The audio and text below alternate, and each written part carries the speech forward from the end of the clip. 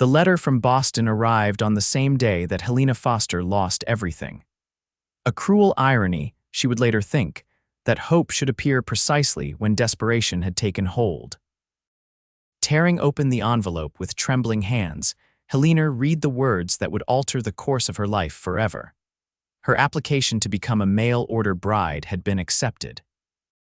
A man named Samuel Vaughn awaited her in Promise Creek, Wyoming Territory, a cattle rancher with prospects and property who sought a wife to share his life on the frontier.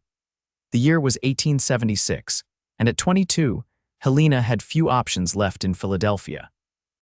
Her father's death had left her and her mother destitute, and her mother's passing 3 months later from consumption had left her completely alone.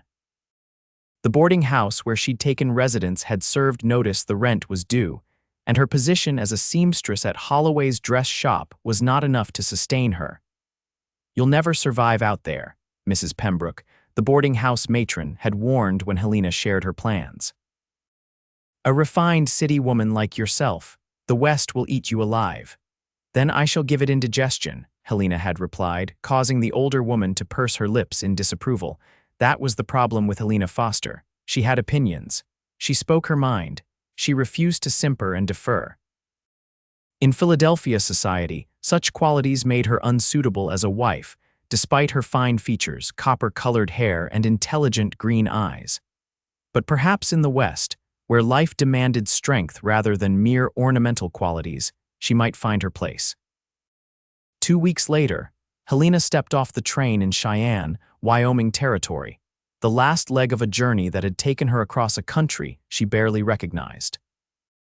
The landscape had changed dramatically with each passing day, the crowded streets of eastern cities giving way to sprawling farmland, then to endless prairie, and finally to the rugged foothills of the Rockies. She clutched her single valise, containing all that remained of her former life: 2 dresses, undergarments, a hairbrush, her mother's locket, and $57 sewn into the hem of her petticoat. The rest had been sold to pay for her ticket and secure her position as a mail-order bride. According to her correspondence, Mr. Samuel Vaughn would meet her in Cheyenne and take her the remaining 60 miles to Promise Creek. She scanned the platform, searching for a man who might match the brief description he had provided. Tall, 30 years of age, with dark hair and a scar above his left eye, a memento from a cattle drive gone wrong. The platform was alive with activity: cowboys lounging against posts, families reuniting, freight being loaded and unloaded. But no one approached her. As the crowd thinned, Helena's heart began to sink. Had her journey been for nothing? Had Mr. Vaughn changed his mind, Miss Foster? Helena turned to find a young man of perhaps 19 years regarding her curiously. He was thin as a rail with sandy hair poking out from beneath a battered hat.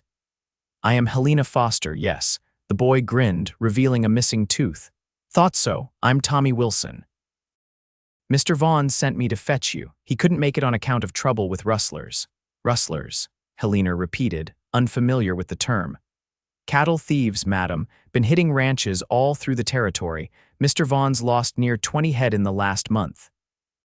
Helena nodded, trying to appear as though this news was not alarming. "I see.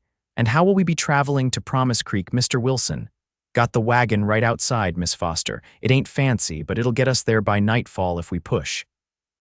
Tommy led her through the dusty streets of Cheyenne to where a battered wagon waited, hitched to 2 sturdy-looking horses. He loaded her valise and then offered his hand to help her up to the seat. Helena accepted his assistance, settling her skirts around her as she climbed aboard.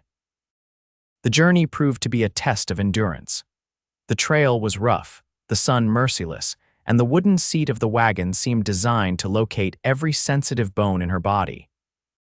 Tommy kept up a steady stream of chatter, telling her about Promise Creek, the Vaughn Ranch, and the characters she would soon meet. "Mr. Vaughn's a good man," Tommy assured her. "Tough but fair. Started with nothing 10 years back and now runs one of the biggest spreads in the territory." "And what of his temperament?" Helena asked, attempting to gather more information about her future husband. Tommy's brow furrowed. "His what now? His nature. Is he kind? Does he have a quick temper?" "Oh, that. He ain't much for words, Mr. Vaughn. Keeps to himself mostly." But he treats his hands right and his stock better. Never seen him raise a hand to man nor beast without cause. It wasn't exactly the reassurance Helena had hoped for, but it was better than many alternatives. At least he wasn't known for cruelty or drunkenness, two vices that had ruined many a frontier marriage, according to the cautionary tales she'd heard. As the sun began its descent toward the western horizon, the landscape opened up to reveal a broad valley cradled by distant mountains. Scattered throughout were herds of cattle grazing on the lush summer grass. Vaughn Range, Tommy announced proudly. Best grazing land in 3 counties. In the distance, Helena could make out a collection of buildings nestled against a backdrop of cottonwood trees, presumably the Vaughn Ranch.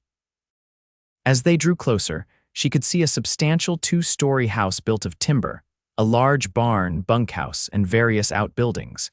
It was larger and more established than she had dared hope. Tommy guided the wagon into the yard, bringing it to a halt before the main house. Several men paused in their work to stare as Helena descended from the wagon, straightening her travel-worn dress and attempting to tuck stray hairs back into her once neat bun. "Miss Foster's here," Tommy called out, stating the obvious with boyish enthusiasm. From the barn emerged a tall figure, moving with the easy grace of a man accustomed to physical labor. As he approached, Helena could see that he matched the description she'd been given, well over 6 feet tall, with broad shoulders and dark hair that curled slightly at the nape of his neck. A thin scar traced a path above his left eye, just as he had described in his letter. His face was tanned and weathered from years under the western sun, but his features were handsome, if stern. Samuel Vaughn removed his hat as he approached, revealing a full head of dark hair threaded with silver at the temples. His eyes were a startling blue, keen and assessing as they took her measure. "Miss Foster," he said, his voice deep and resonant. "Welcome to Crooked Creek Ranch." Helena summoned her courage and extended her hand. "Mr. Vaughn, thank you for the opportunity to come west." He took her hand briefly, his calloused palm rough against her skin. "You must be tired from your journey. Mrs. Hollis has prepared a room for you in the house. You can rest and refresh yourself before supper." It wasn't the warmest of welcomes, but Helena hadn't expected poetry and flowers. This was, after all, a practical arrangement between strangers. "That would be most appreciated, Mr. Vaughn. Tommy, take Miss Foster's bag to the house. Mrs. Hollis will show her to her room." With that, Samuel Vaughn replaced his hat and turned back toward the barn, apparently considering his duty discharged for the moment. Helena watched him go, uncertain whether to feel relieved or disappointed by the brevity of their first meeting.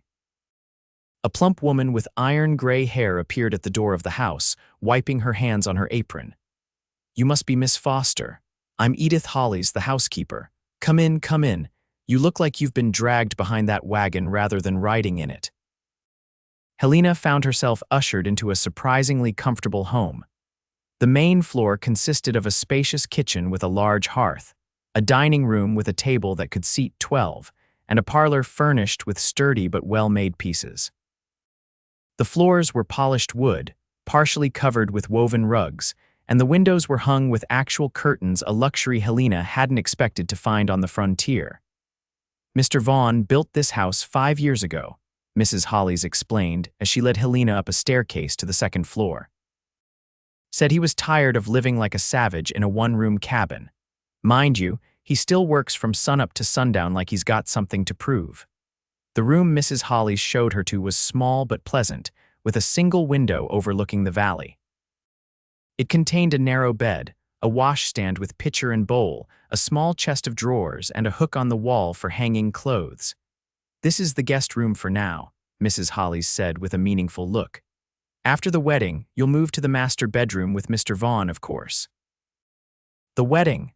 Helena's stomach tightened at the reminder of what she had committed to. In less than a week, she would marry this man she had just met, this stranger who would become her husband, with all that entailed. When will the ceremony take place? Helena asked, trying to keep her voice steady. "Sunday after church services, I expect. That's how it's usually done around here. Gives folks a chance to celebrate after worship." Mrs. Hollis patted her arm. "Don't you worry, Miss Foster. Mr. Vaughn is a good man." Not one for fancy words or shows of affection, mind you, but solid as the mountains and just as dependable. After Mrs. Hollis departed, Helena sank onto the edge of the bed, the reality of her situation finally hitting her with full force. She had traveled nearly 2,000 miles to marry a man who had barely looked at her. Had she made a terrible mistake? No, she decided. This was still better than the alternatives she had faced in Philadelphia. Here, at least, she would have a roof over her head, food on her table, and a chance to build something new. If Samuel Vaughn was not overly warm, well, warmth could grow with time. What mattered was that he was honorable and would provide for her. Helena used the water in the pitcher to wash away the dust of travel, changed into her second dress, a simple blue calico that had seen better days, but was at least clean, and attempted to restore order to her hair. When she descended to the kitchen, she found Mrs. Hollis bustling about, preparing what appeared to be enough food for an army. "Can I help with anything?"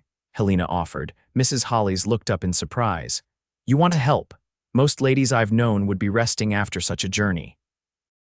"I'm not accustomed to idleness," Helena replied, "and I would like to make myself useful." Mrs. Hollis smiled. "Well, you can set the table if you've a mind to. The men will be coming in for supper soon, and they eat like wolves." As Helena arranged plates and utensils on the long table, she asked, "How many work here at the ranch?" Mr. Vaughn employs 6 hands year-round, plus Tommy, who helps with odd jobs. During calving season and roundup, he'll hire on extras. Then there's me and my husband, Silas, who manages the horses. Helena nodded, filing away this information. It was a substantial operation, larger than she had anticipated. The ranch must be quite successful to support so many workers. The men began filing in just as the sun dipped below the horizon. They were a diverse group, young and old, tall and short, but all bearing the same weathered look that came from working outdoors in all conditions.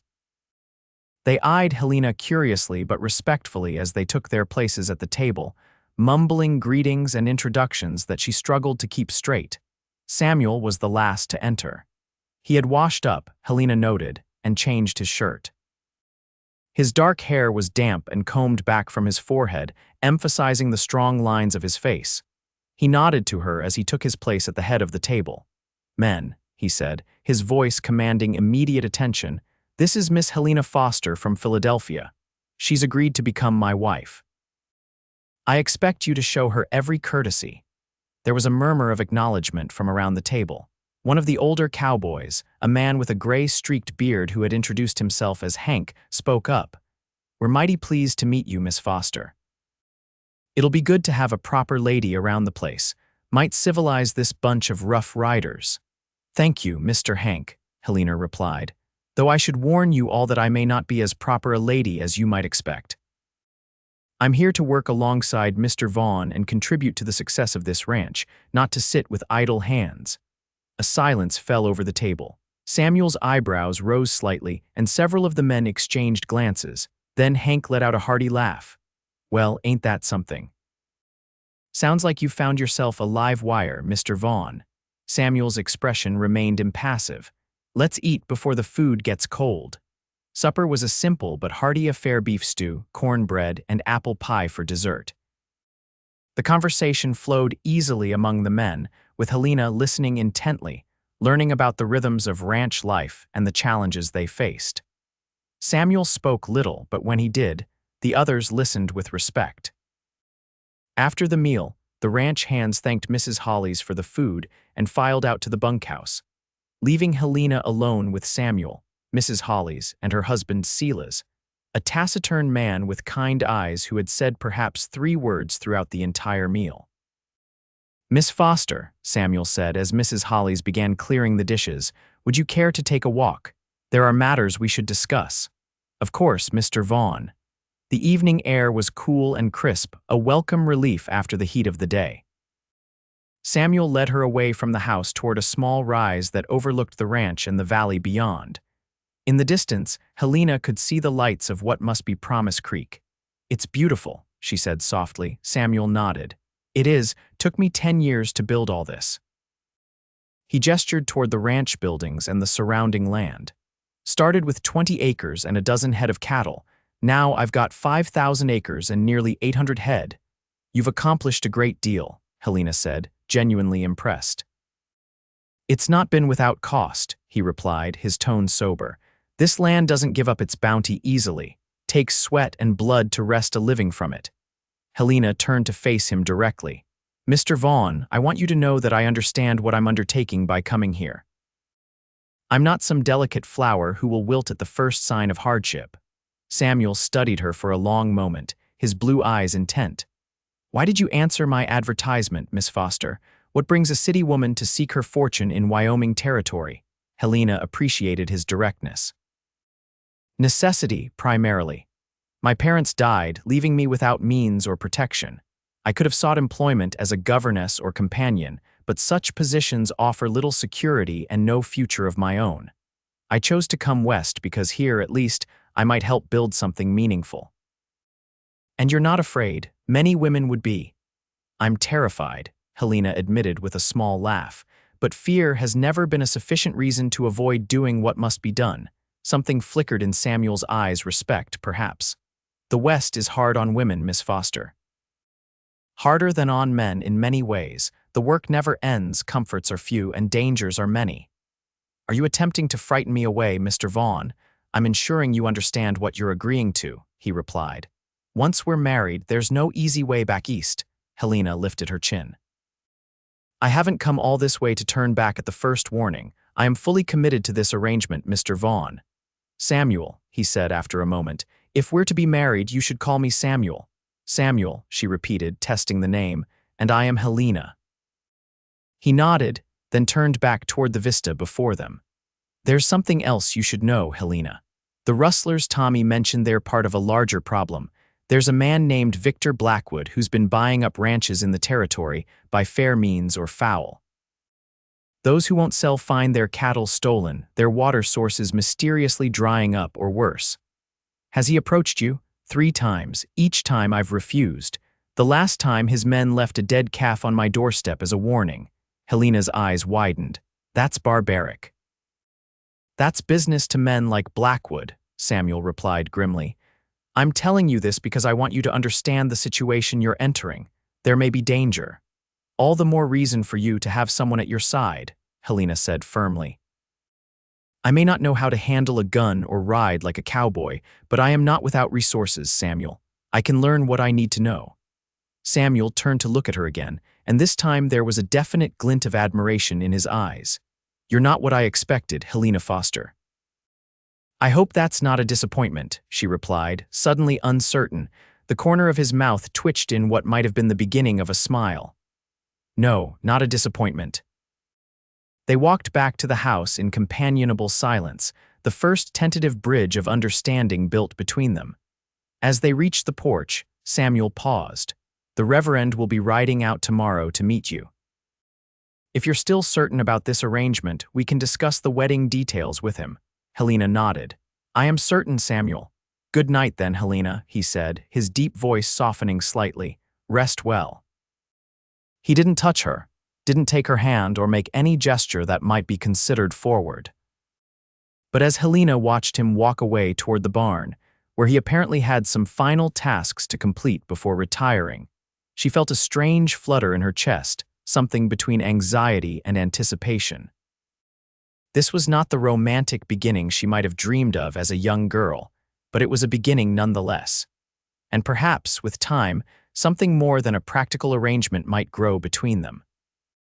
Helena slept poorly that first night, unaccustomed to the sounds of the ranch, the distant lowing of cattle, the occasional whinny of horses, the creaking of the house as it settled. When she finally drifted off near dawn, her dreams were filled with faceless rustlers and dead calves, and a pair of piercing blue eyes that seemed to see straight through to her soul. She awoke to the smell of coffee and bacon wafting up from the kitchen below. The sun was already well above the horizon, and Helena realized with embarrassment that she had overslept. She dressed quickly in her blue calico, making a mental note that she would need to acquire more suitable clothing for ranch life as soon as possible, and hurried downstairs. Mrs. Hollies was at the stove, turning strips of bacon in a cast iron skillet. Good morning, Miss Foster. I was wondering when you'd join us. The men have been up for hours, of course, but I told Mr. Vaughn to let you rest after your journey." "I'm not accustomed to sleeping so late," Helena said, chagrined. "In the future, please wake me at the regular hour." Mrs. Hollis raised an eyebrow but nodded. "As you wish. There's coffee in the pot, and I'll have these eggs ready in a jiffy." Helena poured herself a cup of coffee strong enough to stand a spoon in, as her father used to say, and sat at the table, which looked strangely empty without the crowd of men from the previous evening. "Do the men always eat so early?" she asked. "Up at dawn and straight to work," Mrs. Hollis confirmed. "They come in for dinner at midday, then back to work until supper. Mr. Vaughn keeps them busy, especially now with the rustlers about." As if summoned by the mention of his name, Samuel appeared at the kitchen door. He was dusty and slightly sweaty, clearly having been at work for hours. "Good morning," he said, removing his hat. "I trust you slept well." "Well enough, thank you," Helena replied, suddenly self-conscious of her rumpled appearance compared to her pristine arrival the day before. "Though I apologize for rising so late. No need for apologies. You're still adjusting." He poured himself a cup of coffee and leaned against the doorframe. "Reverend Parker will be arriving around noon. I've asked Mrs. Hollis to prepare a proper meal." "I'll be ready," Helena assured him. She hesitated, then added, "In the meantime, I'd like to see more of the ranch if that's possible, to better understand what goes on here." Samuel looked surprised but nodded. "I can spare an hour after breakfast to show you around." True to his word, once Helena had finished the hearty breakfast Mrs. Hollis provided, Samuel led her on a tour of the ranch complex. The barn was first a spacious structure housing both working horses and breeding stock. "Silas oversees our horse breeding program," Samuel explained as they walked past stalls containing magnificent animals that regarded them with intelligent eyes. "We're developing a line of cow ponies that combine endurance with quick reflexes, essential for working cattle in rough country."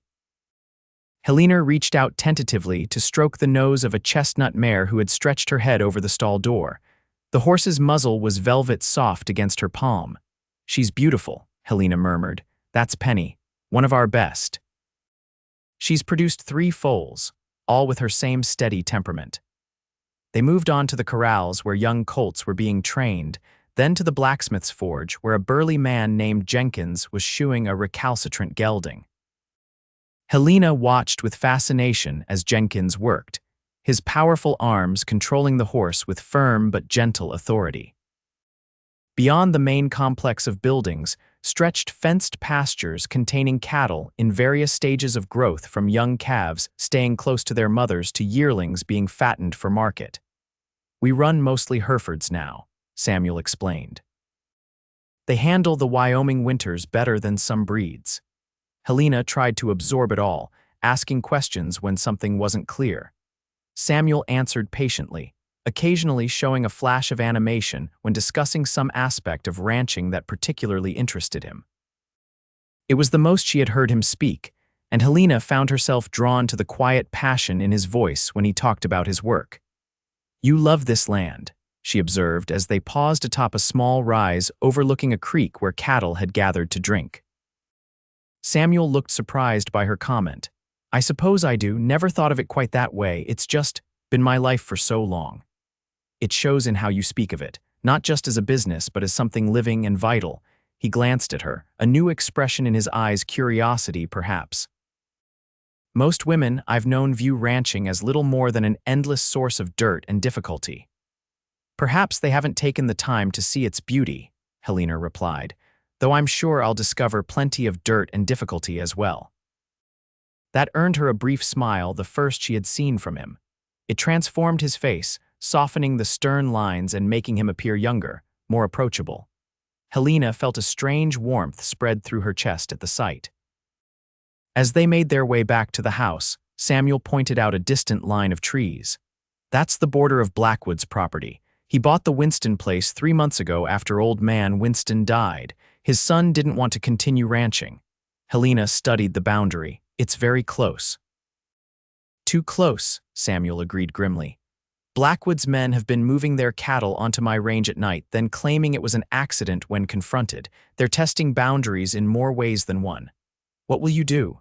What I've always done. Stand my ground, protect what's mine.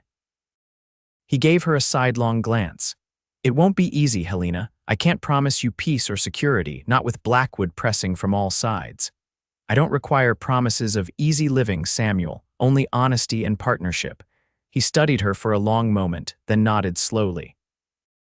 That, at least, I believe I can provide. When they returned to the house, Helena helped Mrs. Hollis prepare for the Reverend's visit, learning the layout of the kitchen and pantry in the process. The older woman was clearly surprised by Helena's willingness to work, but seemed pleased by her competence. "Where did a city girl like you learn to handle a kitchen?" Mrs. Hollis asked as Helena expertly kneaded dough for biscuits. "My mother believed all women should know how to run a household, regardless of their station," Helena replied. "She said servants came and went, but skills remained." "Wise woman, your mother," Mrs. Hollis nodded approvingly. "Too many girls these days think fine manners and pretty faces are all they need."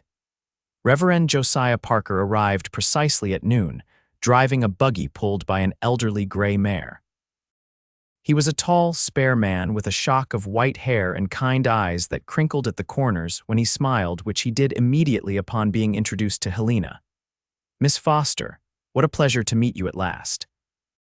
When Samuel wrote that he had found a bride back east, I confess I was both surprised and delighted. Our community will be much enriched by your presence. Helena warmed to his genuine welcome. "Thank you, Reverend Parker. I'm eager to become part of the community." They shared the meal Mrs. Hollis had prepared: roast chicken with potatoes and gravy, fresh biscuits, and green beans from the kitchen garden. The conversation flowed easily, with Reverend Parker sharing news of Promise Creek and its inhabitants. "You must join us for services on Sunday," he told Helena. "The congregation is small but faithful, and of course everyone is eager to meet Samuel's bride." "I look forward to it," Helena replied, though the thought of being scrutinized by the entire town was somewhat intimidating. After the meal, they retired to the parlor to discuss the wedding arrangements. The ceremony would be simple, held after Sunday services, with a celebration to follow at the church hall. Helena had no wedding dress, of course, having not anticipated marrying so quickly after her arrival, but Mrs. Hollis assured her that her best dress would be perfectly acceptable with a few embellishments. "I have some lace that would make a lovely collar," the housekeeper offered. "And flowers for your hair." As the details were settled, the reality of what she was about to do struck Helena anew. In just 3 days, she would become Mrs. Samuel Vaughn, wife to a man she barely knew, mistress of a ranch under threat from unscrupulous neighbors, a woman of the West rather than the East. The magnitude of the change left her momentarily breathless. Reverend Parker must have noticed her sudden pallor. "Marriage is a serious undertaking, Miss Foster. It is right to approach it with gravity and thoughtfulness." "I assure you, Reverend, I have given this decision considerable thought," Helena said, regaining her composure. "I believe Mr. Vaughn and I can build a strong partnership." Samuel, who had been quietly observing the discussion, spoke up. "Helena understands what she's undertaking, Reverend. She's not one to shy away from challenges." There was something in his tone, a note of respect, perhaps even admiration, that steadied Helena. He had faith in her strength. She would not disappoint him. The rest of the day passed in a blur of activity. Helena helped Mrs. Hollis with household tasks, learning the routines of the ranch and beginning to envision how she might fit into them. Samuel was absent for most of the afternoon, attending to ranch business with his foreman, a capable man named Duncan who had been with him for 8 years. That evening, after another hearty supper with the ranch hands, Samuel asked Helena to join him on the porch.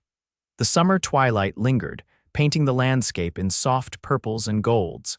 A gentle breeze carried the scent of sage and distant rain. "Tomorrow I need to ride to Promise Creek on business," Samuel said as they sat on the porch steps. "I thought you might like to accompany me. We could visit the general store so you can purchase any necessities." "I would appreciate that," Helena replied. Her wardrobe was woefully inadequate for ranch life, and she was eager to see the town that would be her new home. Samuel nodded, then fell silent, seemingly content to watch the darkness gather over his land. Helena found the silence comfortable rather than awkward, a shared moment of peace in the midst of rapid change.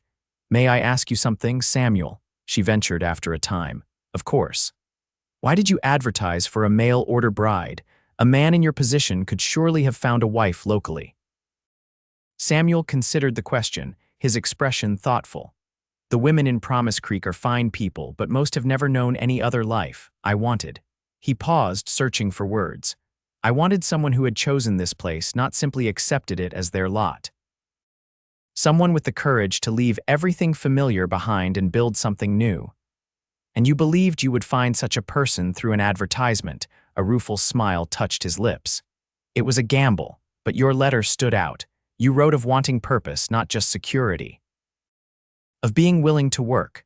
Most of the responses I received spoke only of seeking a provider or escaping some difficulty." Helena remembered the care she had taken with that letter, writing and rewriting until each word expressed exactly what she wished to convey. "I meant every word I wrote." "I believe you did," Samuel replied, his blue eyes intent in the fading light. "And I meant what I wrote to you. I cannot offer luxury or ease, but I can promise respect, partnership, and a share in everything I build." "That is more than many marriages offer," Helena said softly. Samuel nodded, then rose to his feet. "It's getting late. We should start early tomorrow if we're to make it to town and back before dark." He offered his hand to help her up, and Helena took it, feeling the strength in his calloused palm.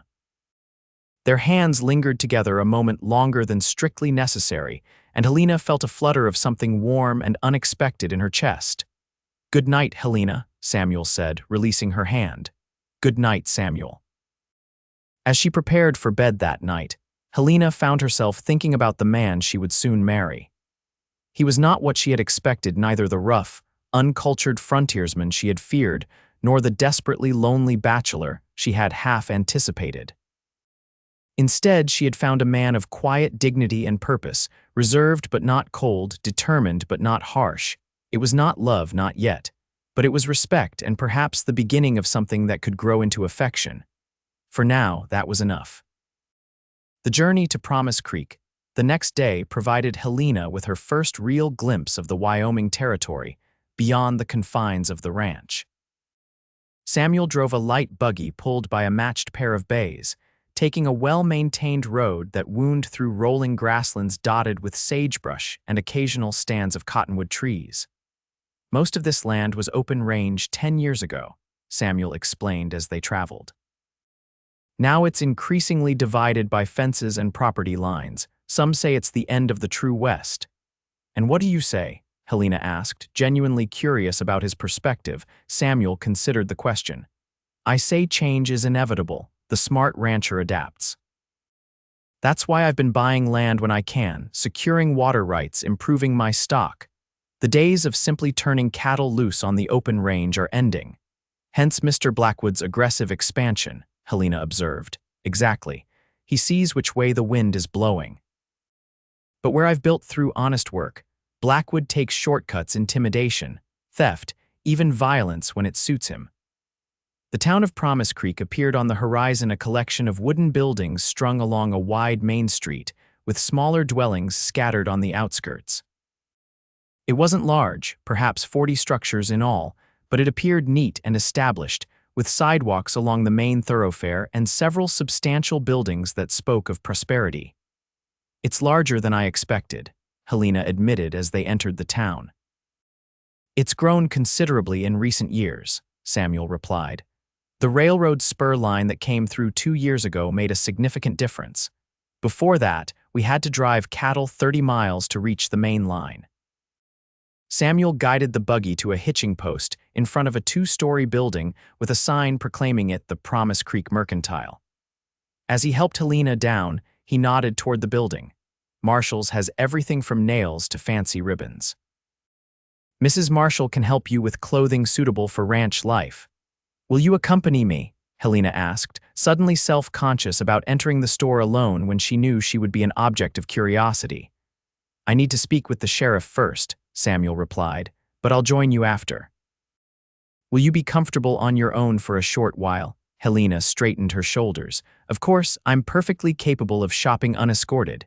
A hint of a smile touched Samuel's lips. I never doubted it. I'll return within the hour. As predicted, Helena's entrance into the mercantile caused something of a stir. Conversation paused, and several pairs of eyes turned to examine the newcomer.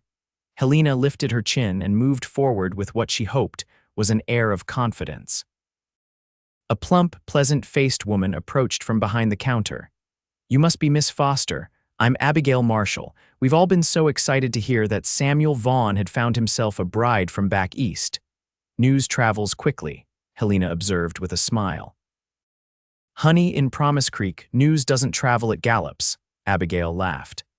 "Now, what can I help you with today?" Helena explained her need for practical clothing suitable for ranch life. Abigail proved to be both knowledgeable and helpful, guiding her through selections of sturdy cotton dresses, work aprons, sensible boots, and even a pair of divided riding skirts that would allow Helena to ride astride if necessary. "Most of the ranchers' wives around here have learned to ride like men when needed," Abigail explained, "especially when the men are away on cattle drives or hunting strays." As they were concluding their business, the bell over the door jingled, and two women entered, one middle-aged and dressed in expensive, if somewhat outdated, finery, the other younger, perhaps Helena's age, and strikingly beautiful with golden hair and a fashionable blue dress.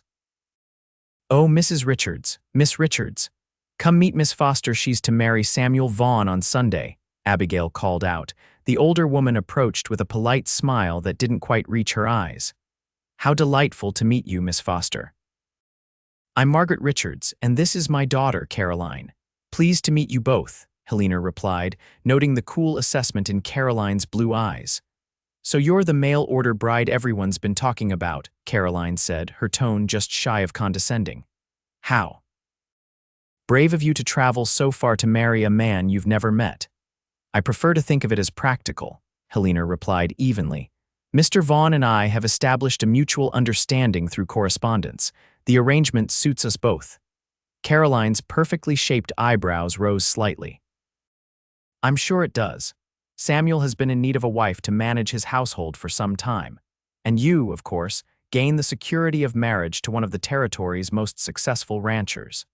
The implication was clear that Helena was fortune hunting, and Samuel was simply seeking a housekeeper. Helena felt a flash of anger but controlled it, unwilling to create a scene in the mercantile. "Mr. Vaughn and I are fortunate to have found an arrangement that benefits us both," she said coolly. "I look forward to becoming part of the community here in Promise Creek." Mrs. Richards placed a restraining hand on her daughter's arm. "We must be going, Caroline. Miss Foster, we hope to see you in church on Sunday. Good day." As they departed, Abigail rolled her eyes. "Don't mind Caroline. She's had her cap set for Samuel for years, but he's never shown the slightest interest." "I see," Helena said, understanding dawning. Caroline's hostility made more sense now she viewed Helena as having taken a position she had wanted for herself. Samuel returned as promised, helping Helena load her purchases into the buggy. As they prepared to depart, he gestured toward a small restaurant across the street. "I thought we might have dinner at Clara's before heading back. The food is simple but good."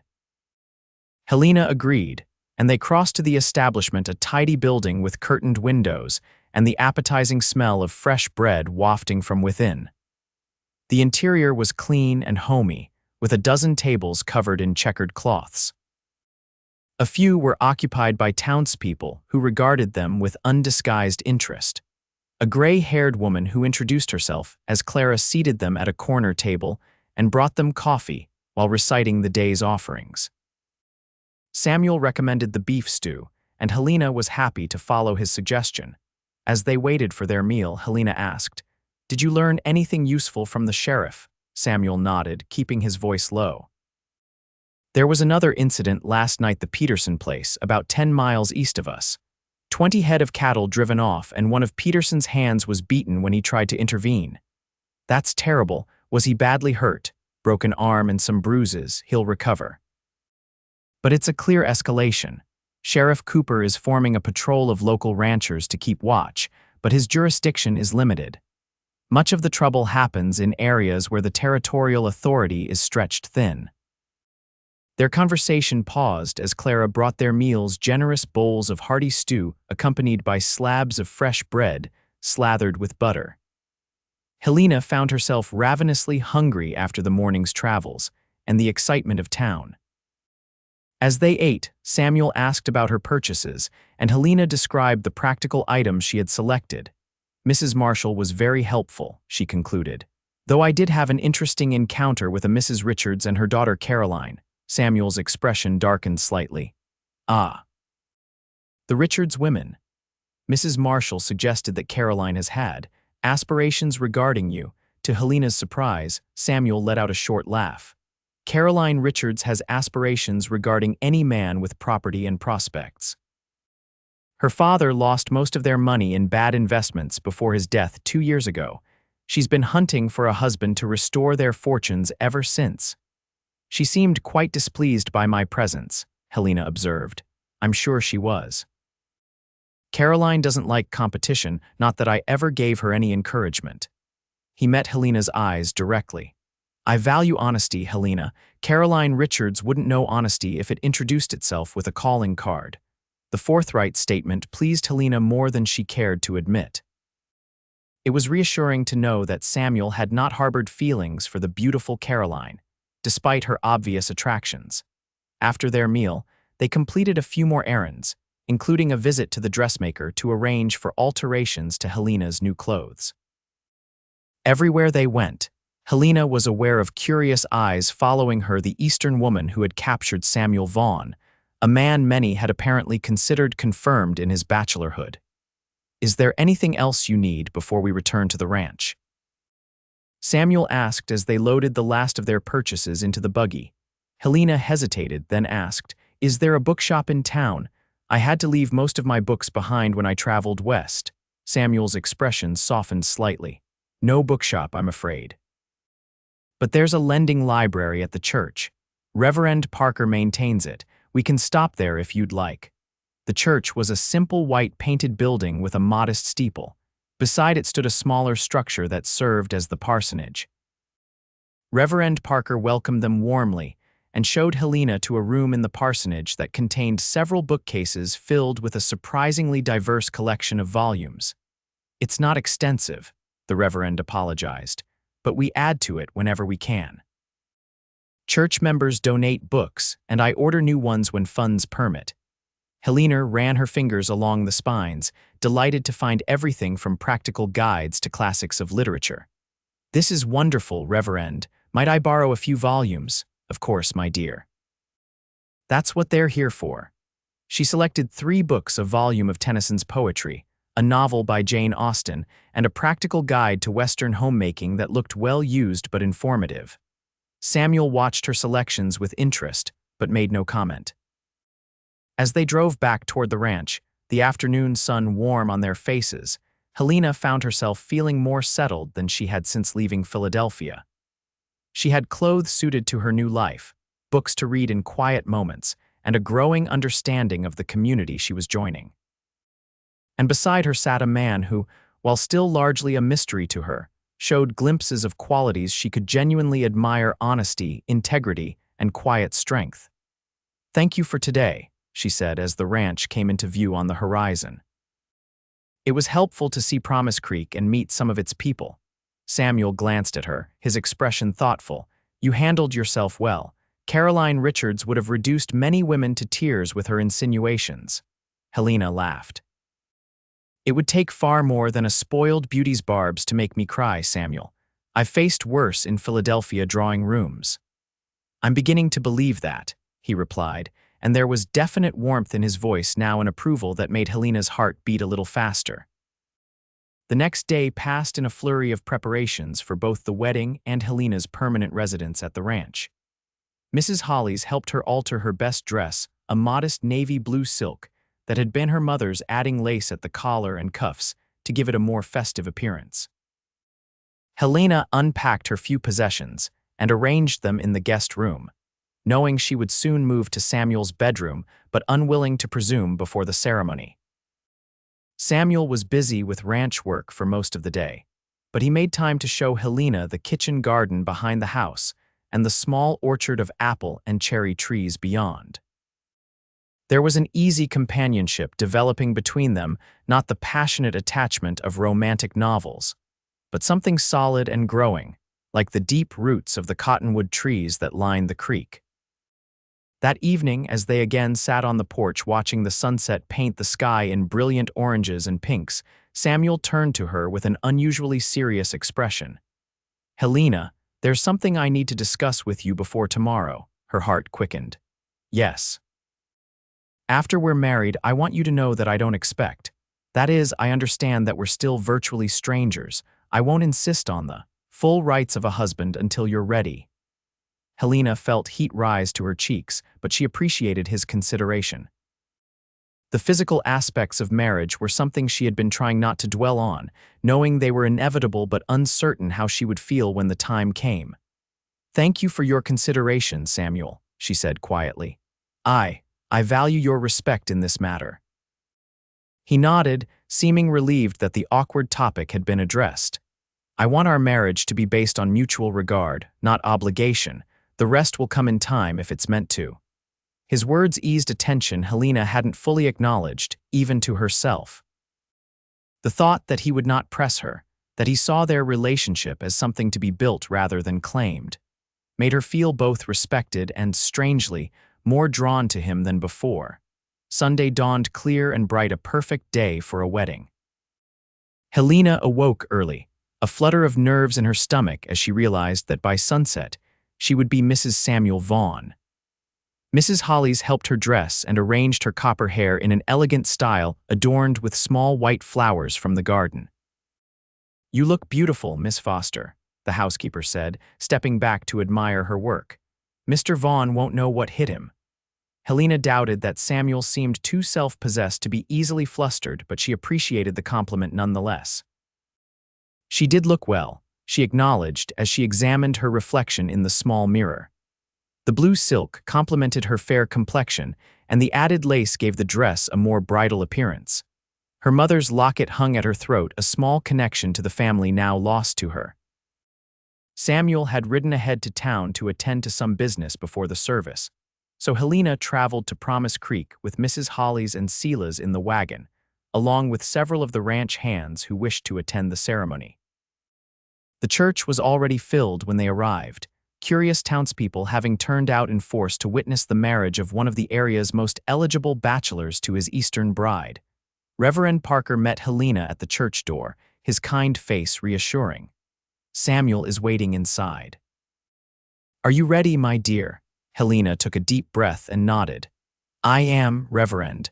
The small church was decorated with wildflowers and ribbons, a thoughtful touch arranged by the women of the congregation. As Helena walked down the aisle, she was acutely aware of the curious stares and whispered comments, but her eyes were fixed on the tall figure standing before the altar. Samuel had clearly made an effort with his appearance. He wore a well-cut black suit that Helena had not seen before, a crisp white shirt, and a dark tie. His dark hair was neatly combed, and he had shaved closely. But it was his expression that caught and held her attention, a look of quiet wonder as he watched her approach, as though seeing her for the first time. The ceremony was simple and traditional. They exchanged the standard vows, promising to love, honor, and cherish one another until death parted them. When Samuel placed a plain gold band on her finger, another surprise. As Helena had not expected him to provide a ring, his hands were steady, his eyes intent on hers. "I now pronounce you man and wife," Reverend Parker declared. "You may kiss your bride." Samuel hesitated only briefly before leaning down to place a gentle, chaste kiss on Helena's lips. It lasted just a moment, but Helena felt a warmth spread through her at the contact, a promise of connection that might deepen with time. The celebration that followed in the church hall was lively and generous. The women of Promise Creek had prepared a feast, and someone produced a fiddle for dancing. Helena found herself passed from introduction to introduction, trying to remember names and faces as the community welcomed her. "Mrs. Vaughn." "How delightful to see you again," a familiar voice said, the sweetness not quite masking the underlying acid. Helena turned to find Caroline Richards approaching, resplendent in a rose-colored dress that undoubtedly represented the height of fashion in the territory. "Miss Richards, thank you for coming to celebrate with us." "I wouldn't have missed it," Caroline replied. "Samuel has been such a fixture in our community. We're all fascinated by his choice of bride." Before Helena could respond to the thinly veiled insult, Samuel appeared at her side, his hand coming to rest lightly at the small of her back. "Caroline," he acknowledged with a nod, "I see you've been getting reacquainted with my wife. Indeed. I was just telling Helena how surprised we all were by your sudden marriage. After all, you've resisted matrimony for so long." "I was waiting for the right woman," Samuel replied, his voice even but with an undercurrent of steel. "Now, if you'll excuse us, I believe my wife promised this dance to Hank." He guided Helena away, his hand warm and steadying against her back. "Don't let her bother you," he murmured as they moved through the crowd. "Caroline has always had a sharp tongue when she doesn't get her way." "I'm not bothered," Helena assured him, "though I am curious why you told her I had promised a dance to Hank when I've done no such thing." A rare smile curved Samuel's lips. "Because I wanted to rescue you without appearing rude. And because Hank has been working up the courage to ask you to dance for the past half hour." Sure enough, the grizzled cowboy approached them moments later, hat in hand, to stammer out a request for a dance. Helena accepted graciously, finding Hank to be surprisingly light on his feet, despite his weathered appearance and advancing years. As the celebration continued, Helena danced with several of the ranch hands and local men, accepting congratulations and well wishes from what seemed like the entire population of Promise Creek. She observed Samuel doing the same, noting how he was respected if not exactly beloved by the community, a man admired for his achievements and integrity rather than his charm or sociability. When the time came for them to depart, the guests lined up outside the church to shower them with rice and good wishes as they climbed into the buggy Samuel had driven to town that morning. Helena felt a curious mixture of emotions as they pulled away, relief that the public portion of the day was over, anticipation about what would come next, and a strange sense of rightness, as though she had found her place in the world after years of searching. The journey back to the ranch was quiet, both of them tired from the excitement of the day. As they crested the final hill and the ranch came into view, bathed in the golden light of late afternoon, Samuel turned to her. "Welcome home, Mrs. Vaughn." The simple words carried a weight of meaning that caught Helena by surprise. Home. She had a home again, not just a place to stay, but a home with all the responsibility and belonging that implied. "Thank you, Samuel," she replied softly, "for giving me a home." Something flickered in his eyes, understanding, perhaps, of how much that word meant to a woman who had lost everything. "We'll build it together," he said, and Helena heard the promise in his voice. When they reached the ranch, Samuel helped her down from the buggy, then surprised her by scooping her into his arms to carry her across the threshold of the house. Helena let out a startled laugh, clinging to his shoulders. "Is this necessary?" she asked, though she didn't truly mind the traditional gesture. "Tradition has its place," Samuel replied as he set her gently on her feet in the entryway, "and I wouldn't want to start our marriage by ignoring good luck." Mrs. Hollies had prepared a special supper for them and left it warming in the oven, along with a note explaining that she and Silas would be staying in the bunkhouse that night to give the newlyweds privacy. Helena felt heat rise to her cheeks at the implication, but appreciated the thoughtfulness of the gesture. They ate in the dining room, sharing a bottle of wine that Samuel produced from a cabinet, a luxury Helena had not expected to find on a Wyoming ranch. The conversation flowed easily between them, both recounting observations from the wedding celebration. "I think you won over most of the town," Samuel remarked as they finished their meal. Even old Judge Peterson, who generally disapproves of everything on principle, seemed impressed. "I'm glad," Helena replied, "though I suspect Caroline Richards remains unconvinced of my suitability." Samuel's expression darkened slightly. "Caroline's opinion is of no consequence. You are my wife, and that's all that matters." The simple declaration warmed Helena more than the wine had. There was a possessiveness in his tone that might have alarmed her from another man, but from Samuel, it felt like protection rather than control. After dinner, they moved to the parlor, where Samuel built a small fire to ward off the evening chill that descended quickly in the high country, even in summer. They sat side by side on the sofa, not touching but close enough that Helena could feel the warmth of his presence. "I have something for you," Samuel said after a comfortable silence. He reached into his pocket and withdrew a small leather pouch. A wedding gift. Helena accepted it with surprise. "You've already given me a ring. I wasn't expecting anything more." "Open it," he urged gently. Inside the pouch was a delicate gold chain with a small pendant, a perfect miniature horseshoe crafted in gold. It was simple but beautifully made, clearly the work of a skilled artisan. "It's lovely," Helena said, genuinely touched by the thoughtful gift. "The horseshoe is for luck," Samuel explained, "and to remind you that you have a home here always." Helena felt tears prick at her eyes, the first she had allowed herself since her mother's funeral. "Thank you, Samuel. Would you help me put it on?" She turned so he could fasten the chain around her neck, his fingers surprisingly deft as they managed the tiny clasp. The pendant nestled just below her collarbone, a tangible reminder of her new life and the man with whom she would share it. When she turned back to face him, Helena found Samuel watching her with an intensity that made her breath catch. Slowly, giving her every opportunity to pull away, he raised his hand to cup her cheek. "Helena," he said, his voice low and rough with emotion, "I know this isn't the marriage most women dream of, but I want you to know that I will do everything in my power to be a good husband to you." Helena leaned into his touch, her heart racing. "And I will strive to be a good wife to you, Samuel, not just in duty, but in partnership." He searched her eyes for a long moment, then leaned forward to kiss her, not the brief, ceremonial kiss they had shared in the church, but something deeper, a true connection between husband and wife. Helena found herself responding naturally, her hands coming up to rest on his broad shoulders as the kiss deepened. When they finally parted, both a little breathless, Samuel rested his forehead against hers. "We should retire," he said softly. "It's been a long day." Helena nodded, suddenly nervous again as she remembered what typically followed a wedding day. Samuel seemed to sense her apprehension. "I meant what I said yesterday, Helena. We have time. There's no rush." The consideration in his voice eased her anxiety.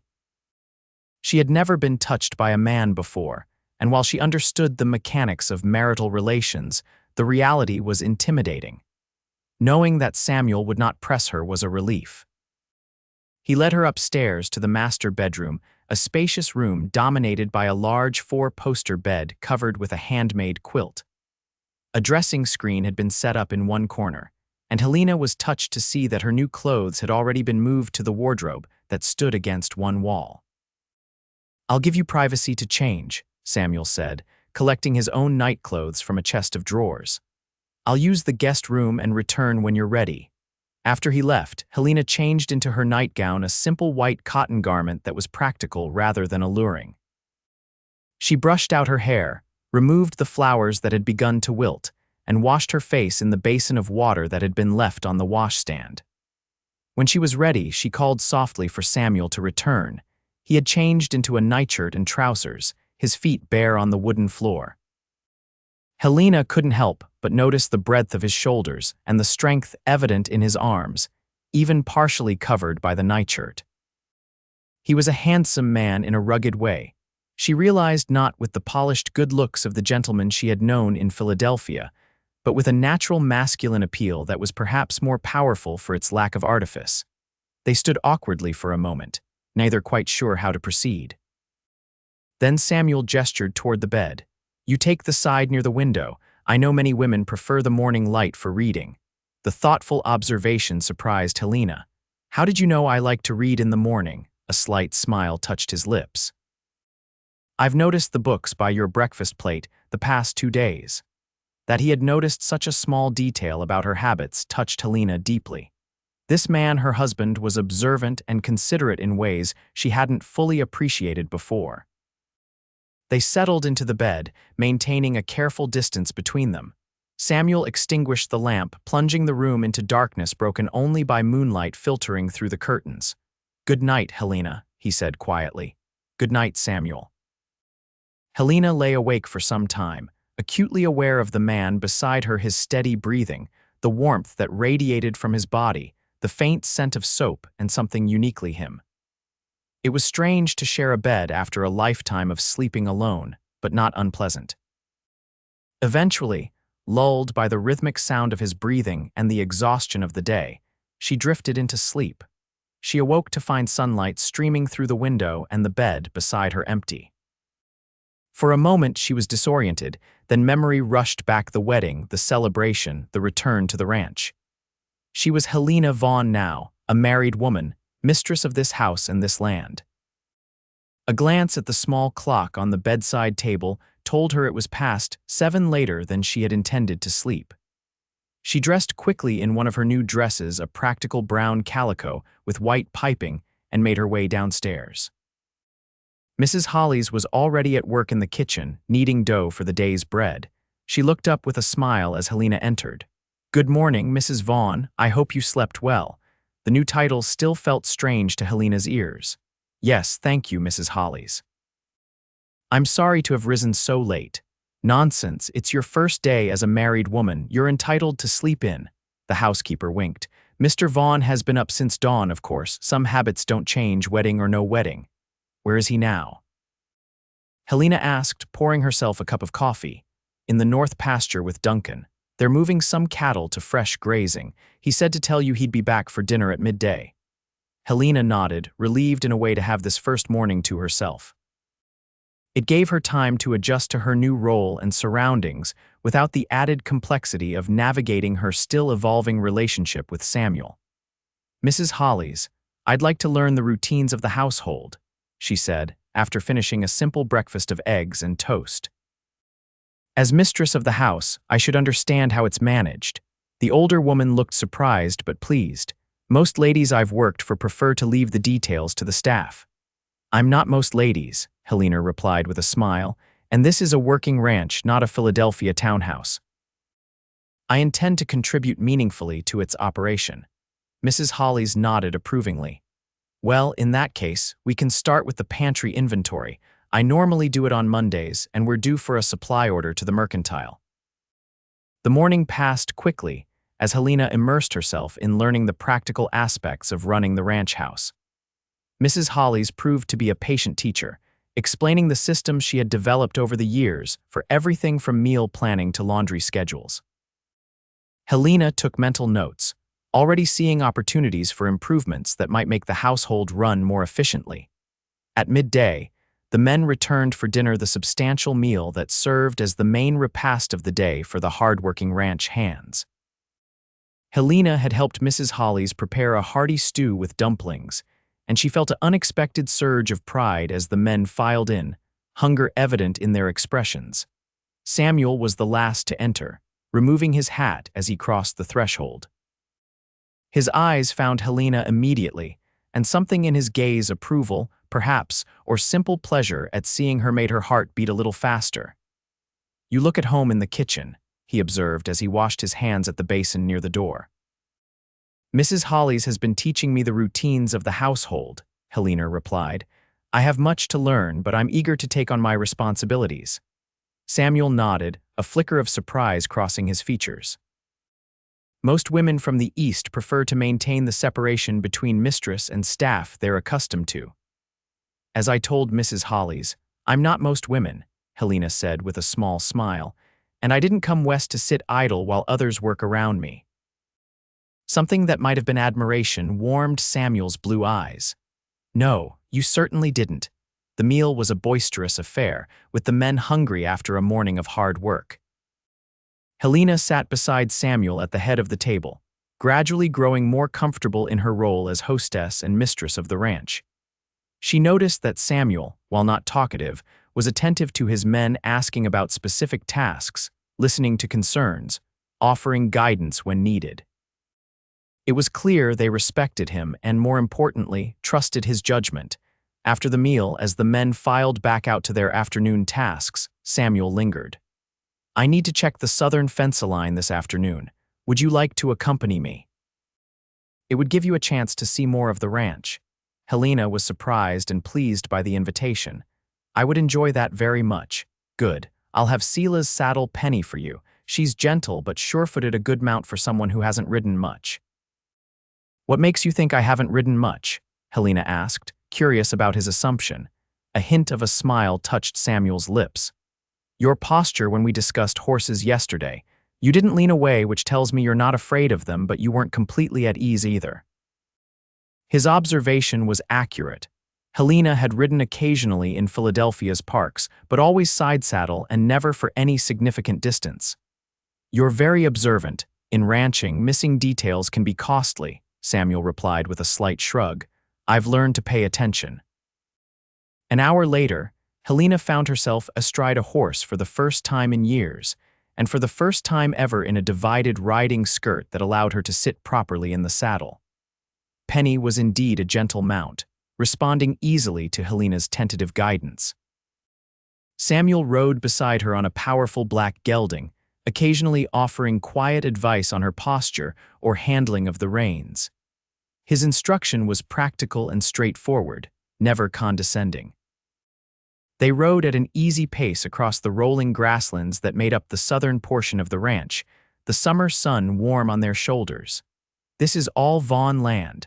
Helena asked, gesturing toward the sweeping vista before them. Samuel nodded. From that ridgeline to the east to the creek that marks our western boundary, about 4,000 acres in this section. The scale was difficult for Helena to comprehend, accustomed as she was to the dense confines of Philadelphia. It's beautiful, she said softly, so open and free. That's what drew me here, Samuel admitted, his gaze taking in the landscape. The space to breathe, to build something that's truly mine. They rode in companionable silence for a time, checking fences as they went. Samuel would occasionally dismount to repair a loose wire or replace a post, explaining to Helena what he was doing and why. She absorbed the information eagerly, understanding that knowledge of these practical matters would be essential to her role as a rancher's wife. As they crested a small rise, Samuel reined in his horse, his expression suddenly alert. Helena followed his gaze to see a group of riders in the distance, just beyond what he had identified as the boundary of Vaughn land. Blackwood's men, Samuel said, his voice tight. 3 of them, watching our movements. Helena felt a chill despite the warm day. What do they want? Information. They're monitoring our routines, looking for vulnerabilities. Samuel's jaw tightened, and making sure we know they're watching. Should we turn back? Helena asked, uncertain of the protocol in such situations. Samuel shook his head. No, we continue our business as planned. I won't let them think they've intimidated us. They proceeded with their fence inspection, though Helena was acutely aware of the distant riders tracking their movements. Samuel maintained an outward calm, but she could sense the tension in his posture and the careful way he positioned himself between her and the observers. When they finally turned back toward the ranch, the riders remained at their distant post, a silent reminder of the threat that loomed over the Vaughn ranch. I'm sorry you had to experience that, Samuel said as they rode side by side. It's not the wedding trip I would have chosen for you. There's no need for apologies, Helena replied firmly. I knew what I was agreeing to when I came here, Samuel. I'm not afraid of men like Blackwood. Samuel glanced at her, something like wonder in his expression. Most women would be. Then most women underestimate themselves, Helena said. Fear is a choice, and I choose not to give men like Blackwood power over me through fear. A genuine smile spread across Samuel's face, the first full smile Helena had seen from him. It transformed his features, softening the stern lines and lighting his blue eyes. You are a remarkable woman, Helena Vaughn. The simple compliment warmed her more than she would have expected. I am simply practical, Samuel. Fear serves no purpose unless it prompts useful action. A philosophy that would serve many Western men well, Samuel observed wryly. As they approached the ranch, Helena found herself reflecting on the day, her first full day as a married woman. It had not been what she might have imagined as a girl dreaming of romance, yet it felt right in a way that surprised her. There was purpose here, and meaning and the beginnings of a connection with the quiet, thoughtful man who rode beside her. That evening, after supper with the ranch hands, Samuel and Helena again sat together on the porch, watching the sunset paint the sky in magnificent hues of orange and purple. The air was cool and scented with sage, a gentle breeze stirring Helena's hair where it had escaped its pins during the day's ride. "You did well today," Samuel said after a comfortable silence. Most Eastern women would have complained about the heat or the dust or the physical exertion. "I'm discovering that I enjoy the openness of this place," Helena replied truthfully. "In Philadelphia, I always felt confined. Here I can breathe." Samuel nodded as if her words confirmed something he had suspected. The West isn't for everyone. It takes a certain spirit to thrive here, a willingness to face hardship without flinching, to find beauty in harsh landscapes, to value freedom over comfort. "And you believe I have such a spirit?" Helena asked, curious about his assessment. Samuel turned to look at her, his blue eyes intent in the fading light. "I'm beginning to believe you might have more of it than most who were born here." The unexpected praise made Helena's cheeks warm. "Thank you. That means a great deal coming from you." They sat in comfortable silence as darkness fell, the stars emerging one by one in the vast Wyoming sky. When the chill of evening became pronounced, they moved inside, retiring to their shared bedroom with less awkwardness than the previous night. As they lay side by side in the darkness, Samuel spoke softly. "Helena, may I ask you something?" "Of course. Why did you really come west?"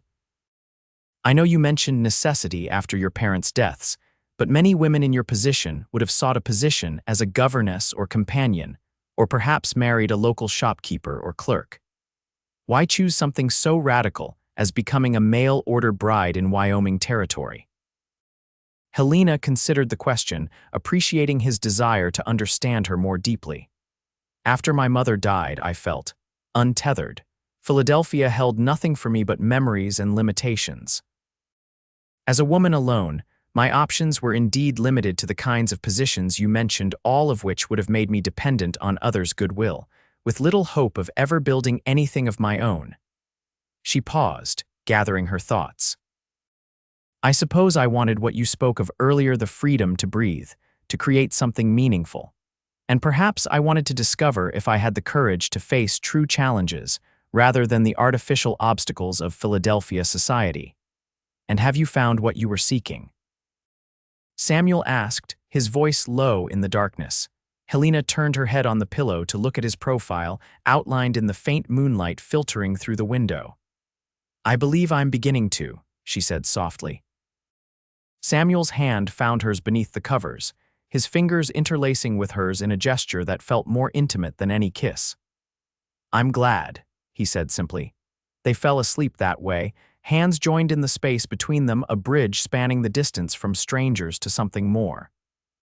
The next 2 weeks established a rhythm to their shared life. Helena gradually assumed management of the household, working alongside Mrs. Holly's rather than simply delegating tasks. She learned to bake bread in the wood-fired oven, to preserve summer fruits for the winter months, to manage the complexities of laundry for a dozen men in a place where water was precious. Samuel spent his days overseeing ranch operations, but he made time each evening to talk with Helena, sharing the events of his day and listening attentively to hers. Sometimes they read together in the parlor after supper, Samuel, often perusing agricultural journals or account books, while Helena enjoyed one of the novels from the church library. Other evenings, they walked the ranch property, Samuel pointing out improvements he planned to make or sharing stories about how he had acquired various parcels of land. Physical intimacy developed slowly between them. It began with casual touches, Samuel's hand at the small of her back as they walked, Helena's fingers brushing his when she passed him coffee at breakfast, their knees touching as they sat side by side on the porch swing. Each small contact seemed to build a foundation of comfort and trust between them. Their first true kiss beyond the ceremonial wedding kiss or the tentative exploration of their wedding night came after a particularly challenging day when one of the prized breeding heifers had difficult labor. Helena had assisted Samuel and Duncan in delivering the calf. Her skirts hiked up and secured with a piece of twine, her hands bloody but steady as she followed Samuel's instructions. When the calf finally emerged, alive and healthy despite the difficult birth, the look of pride and admiration in Samuel's eyes as he regarded Helena had taken her breath away. Later, as they walked back to the house in the golden light of sunset, he had stopped suddenly, turned to her, and kissed her with an intensity that left her clinging to his shoulders for support. "You were magnificent today," he had said when they finally broke apart, both breathing heavily. "I've seen grown men faint at less than what you handled without a single complaint." Helena had laughed, still lightheaded from the kiss. "I was terrified the entire time, but the calf needed help, and there was no time for vapors or fainting fits." "That's what I mean," Samuel had replied, his voice rough with emotion. "You have a strength in you, Helena, a fire that warms rather than burns." The phrase had stayed with her, warming her from within whenever she recalled it. A fire that warms rather than burns. It was perhaps the most poetic thing Samuel had ever said to her, and all the more meaningful for coming from a man who chose his words with such care. Their shared bed remained a place of comfort rather than passion, though the distance between them had gradually diminished. They often fell asleep, talking softly in the darkness, and Helena sometimes woke to find herself curled against Samuel's side, his arm draped protectively over her waist. Neither mentioned these moments in the light of day, but Helena treasured them nonetheless, evidence of a growing intimacy that felt natural rather than forced. 3 weeks after their wedding, the harmony of their developing life together was shattered by news from Promise Creek. Sheriff Cooper rode out to the ranch in the early evening, his expression grim as Samuel met him in the yard. Helena, who had been gathering eggs from the henhouse, joined them in time to hear the sheriff's report. The Peterson place was hit again last night, worse this time. Barn burned to the ground and Peterson himself was beaten so badly he may not survive. Samuel's face hardened. "Blackwood's men," the sheriff nodded. "Almost certainly, though proving it is another matter, they were careful not to be seen and Peterson was unconscious when his wife found him." "This has gone far enough," Samuel said, his voice tight with controlled anger. "We need to act, Cooper. Form a protection committee if you won't use your official authority."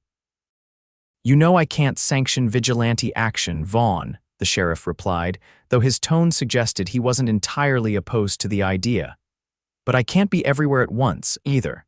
What men do to protect their property when I'm not around, well, that's their business." Helena listened to this exchange with growing concern.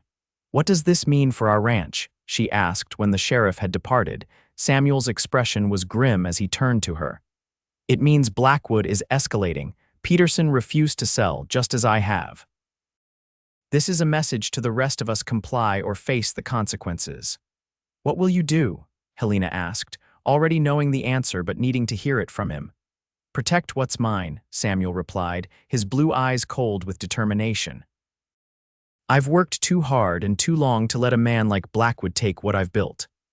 That night, after the ranch hands had retired to the bunkhouse, Samuel called a meeting in the parlor with Duncan, Hank, and Silas, his most trusted men. Helena insisted on being included, and to her relief, Samuel didn't argue. "Blackwood is likely to move against one of us next," Samuel said without preamble. "Peterson's place borders his land to the east, ours to the west. Logic suggests we're the next target." "We should double the night patrols," Duncan suggested. "2 men together, armed." "Agreed," Samuel nodded. "And I want the women protected." He glanced at Helena. "You and Mrs. Hollies should have firearms accessible at all times." Helena had never handled a gun in her life, but she nodded firmly. "We'll need instruction." "I'll teach you both tomorrow," Samuel promised. "Basic handling and safety. I pray you'll never need to use it, but I want you prepared." The meeting continued late into the night, the men discussing strategies for protecting the ranch and its inhabitants. Helena listened intently, occasionally offering suggestions that were received with increasing respect as the men recognized her practical intelligence. When they finally retired to bed, Helena could feel the tension radiating from Samuel's body as he lay beside her in the darkness.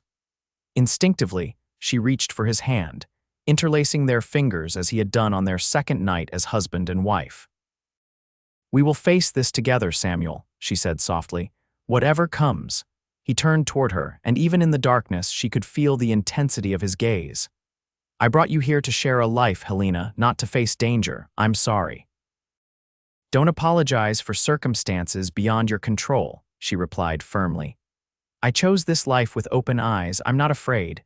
"You should be," he said, his voice rough with emotion.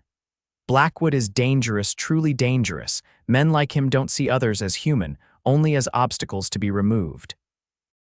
"Then he has already lost something essential," Helena said. "And we must not let him take what is essential from us: our courage, our determination, our belief in what is right." Samuel was silent for a long moment, then she felt him shift closer, his free hand coming up to cup her cheek. "You are extraordinary, Helena Vaughn," he whispered, and then his lips were on hers, gentle at first, then with increasing passion as she responded to him. For the first time, their kisses led to more tentative explorations that gradually grew bolder as they discovered each other in the darkness. Helena had been nervous about this aspect of marriage, but she found that with Samuel, intimacy felt natural and right, an extension of the trust and respect that had grown between them. Afterward, lying in the circle of his arms, her head pillowed on his chest, Helena felt a profound sense of connection that transcended the physical act they had shared. This was what marriage could be. She realized, not just a legal arrangement or a practical partnership, but a true union of two people facing life's challenges side by side. "I love you," Samuel whispered into her hair, the words so soft she almost missed them. "I didn't expect to, but I do."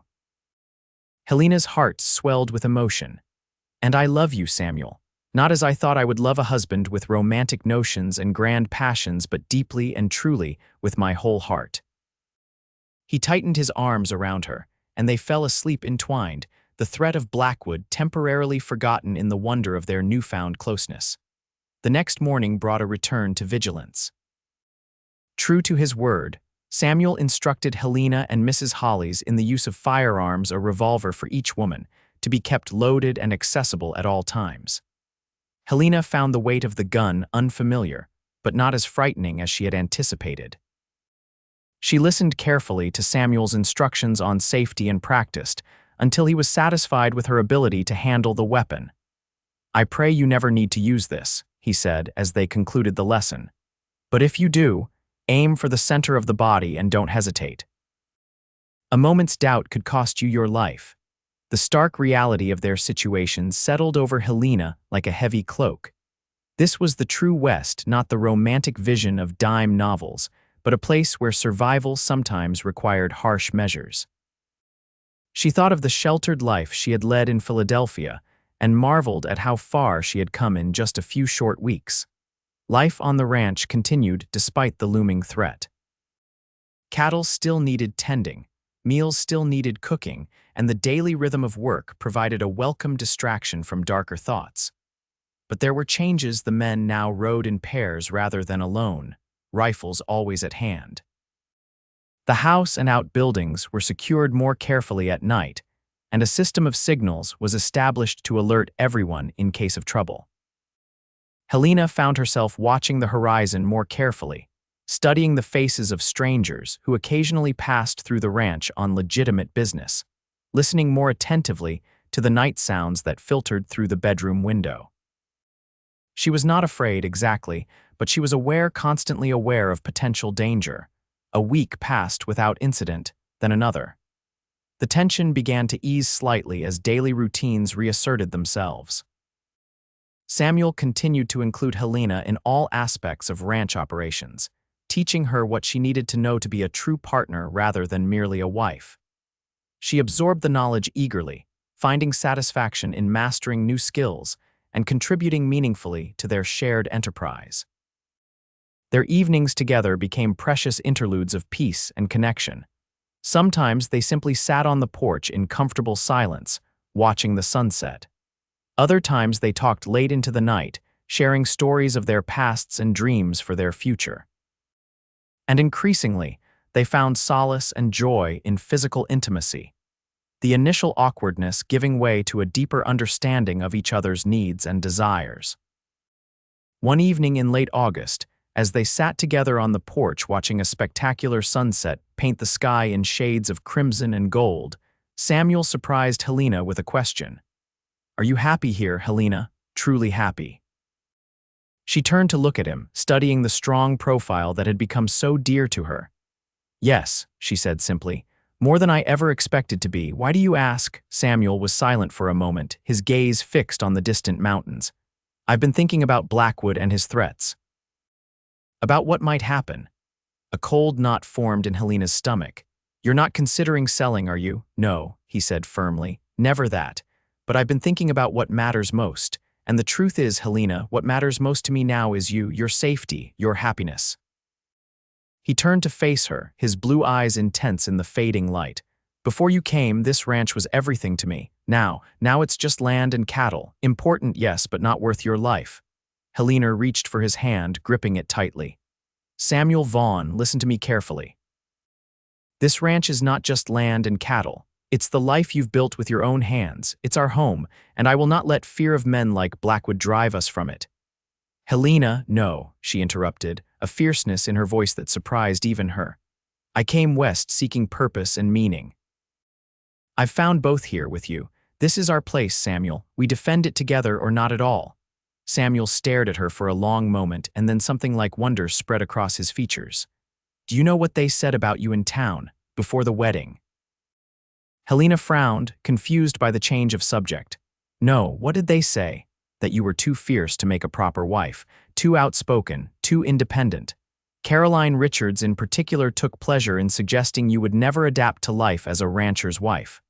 A smile touched his lips. "But I knew from your first letter that your fire was exactly what I needed." "And what did you tell them?" Helena asked, curious despite herself. "I said your fire warms my heart," Samuel replied softly. "And it does, Helena, every day in ways I never imagined possible." Helena felt tears prick at her eyes, not from sadness, but from the pure, overwhelming emotion his words evoked. "Oh, Samuel." He pulled her into his arms then, holding her close as the last light faded from the sky and the first stars appeared overhead.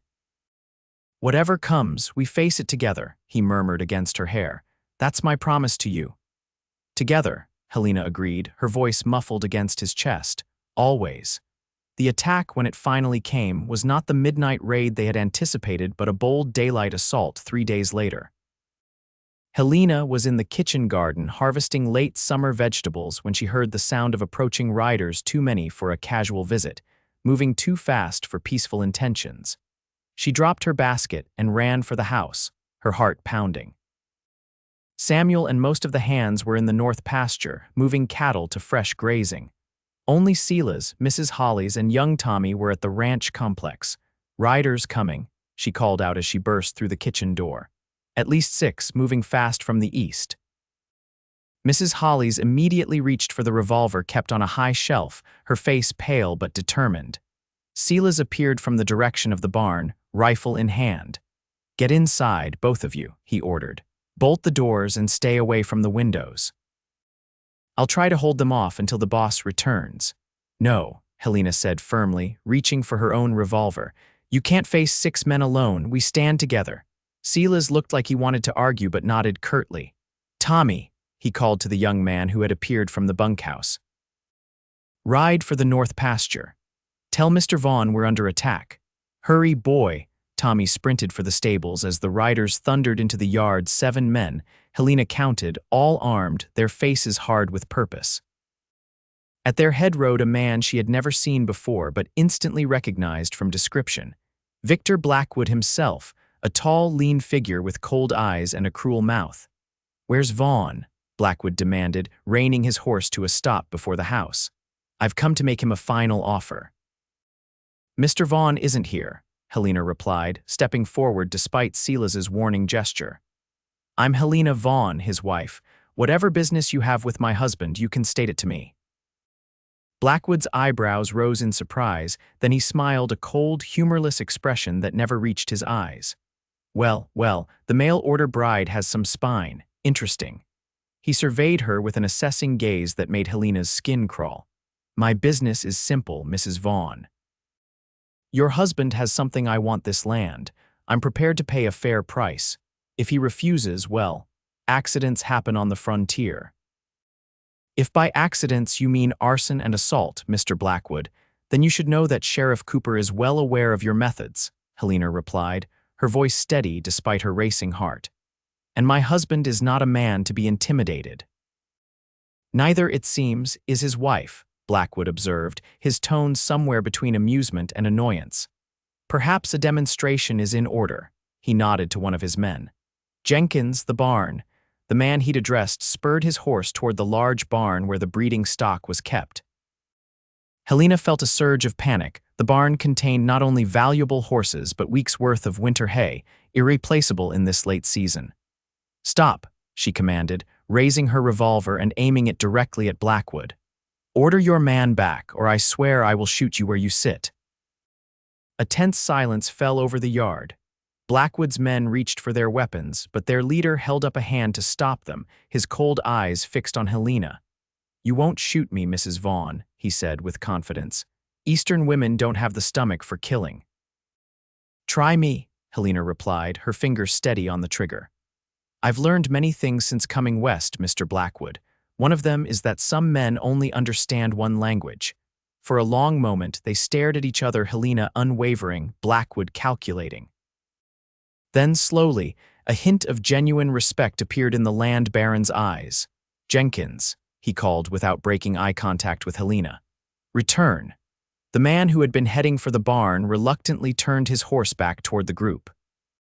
Helena maintained her aim, unwilling to lower her guard until she was certain the immediate threat had passed. "You've surprised me, Mrs. Vaughn," Blackwood said, his tone conversational now. "Most women would be begging for mercy by now." "I don't beg, Mr. Blackwood," Helena replied coolly. "Especially not from men who prey on others through intimidation and violence." Blackwood laughed a short, harsh sound. "You've chosen an interesting wife, Vaughn," he called out, and Helena realized that Samuel had arrived, riding hard into the yard with Duncan and 3 other ranch hands, all armed and grim-faced. Samuel dismounted in a fluid motion, his rifle aimed at Blackwood as he moved to stand beside Helena. "Are you all right?" he asked quietly, his eyes never leaving the intruders. "I'm fine," she assured him. "Mr. Blackwood was just leaving." "Was I?" Blackwood's lips curved in a mocking smile. "Perhaps I was, but I'll be back, Vaughn, with an offer you'd be wise to accept." "I've told you before, Blackwood, this land is not for sale, not at any price," Samuel replied, his voice hard with conviction. "Now get off my property before I forget the laws of hospitality." Blackwood held his gaze for a moment longer, then nodded slightly. "As you wish, for now." He turned his horse, then paused to look back at Helena. "Mrs. Vaughn, it's been illuminating. I underestimated you. I won't make that mistake again." With that, he signaled to his men, and they rode out of the yard at a more measured pace than they had arrived, disappearing down the road toward the eastern boundary of the ranch. As soon as they were out of sight, Helena felt her knees weaken, the revolver suddenly heavy in her hand. Samuel took the weapon gently, secured it, and then pulled her into a fierce embrace.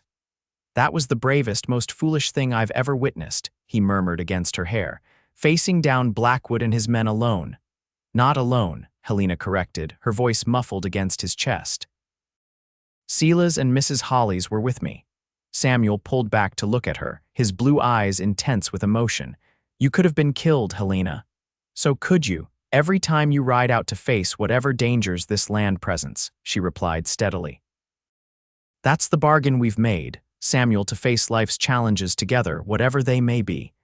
He stared at her for a long moment, then shook his head in wonder. Too fierce for a wife, they said. They had no idea what they were talking about. The next day, Samuel rode to Promise Creek to speak with Sheriff Cooper about the confrontation with Blackwood. He returned with news that both concerned and encouraged Helena. "Cooper is organizing a territorial marshal to investigate Blackwood," he reported as they sat together at the kitchen table, cups of coffee warming their hands against the unusual autumn chill. "Apparently, we're not the only ones who have had trouble."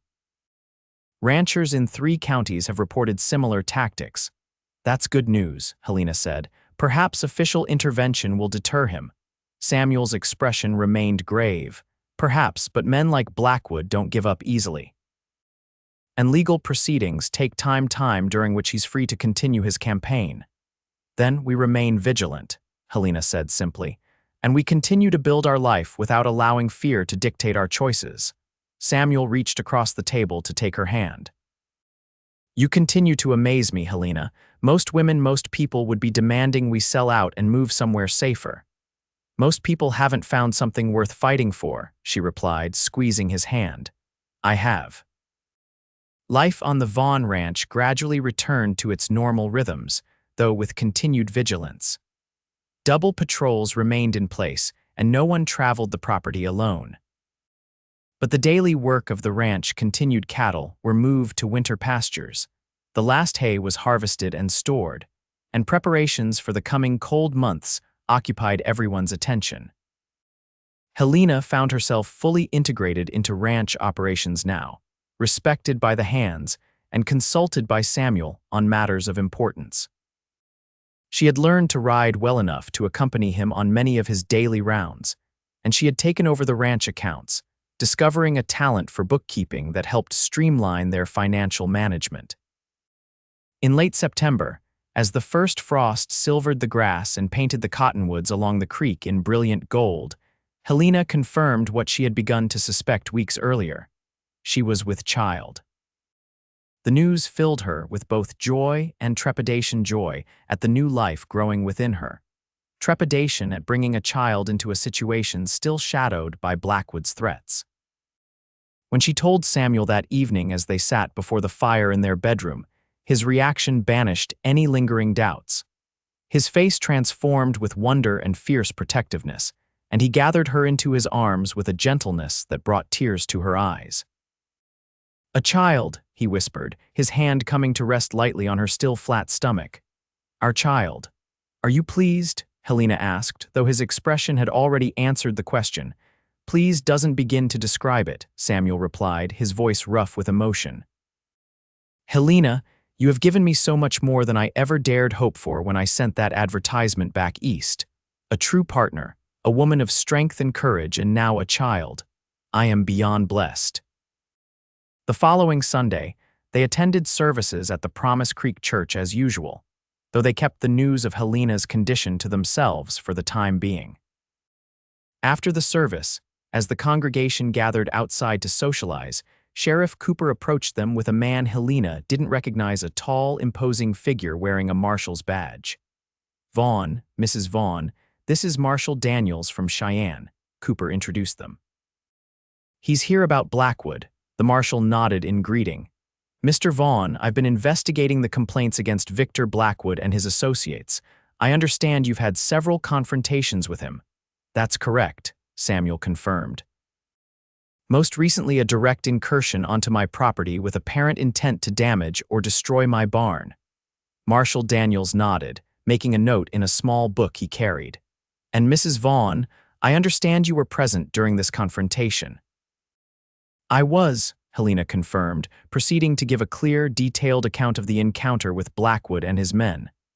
The marshal listened attentively, occasionally asking for clarification on specific points.